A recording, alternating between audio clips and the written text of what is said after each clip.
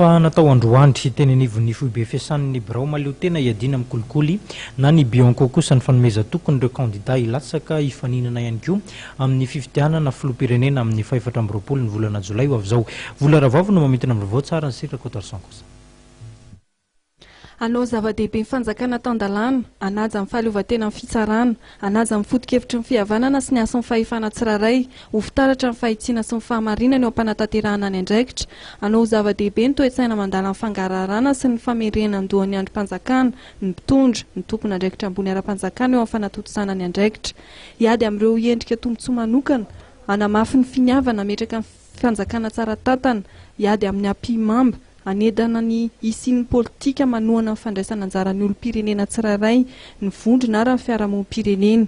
Ireo no ampahany amin'ny fanomezan-toko izay amin'ny fifidianana filoham-pirenena naroso ny birao maleo tena miady amin'ny kolikoly ary naroso tamin'ny kandida filoham-pirenena.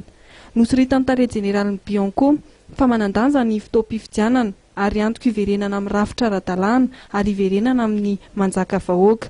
Ary heverin'ny Bianco fa ireo tolo-kevitra fanomezan-toko ireo dia tokony hitantaratra amin'ny vinam-piarahamonin'ny kandida. Eto anivon'ny birao maleo tena iadina amin'ny kolikoly. Ny fametrahana ny tany tandalana, ny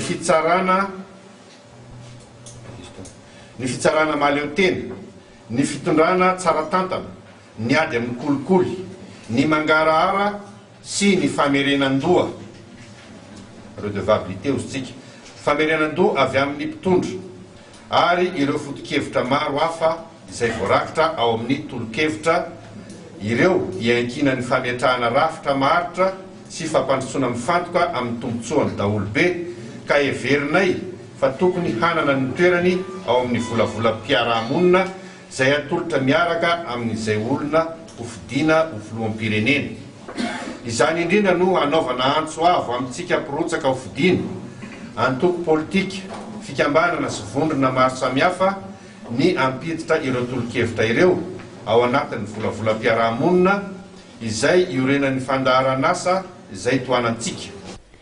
Nambarany tale jeneraly Bianco fa zava-dehibe ny fanomezan-toky ahafahana mampandroso firenena ary ahafahana manatsara kokoa ny fitantanana amin'ny Repoblika faha-efatra.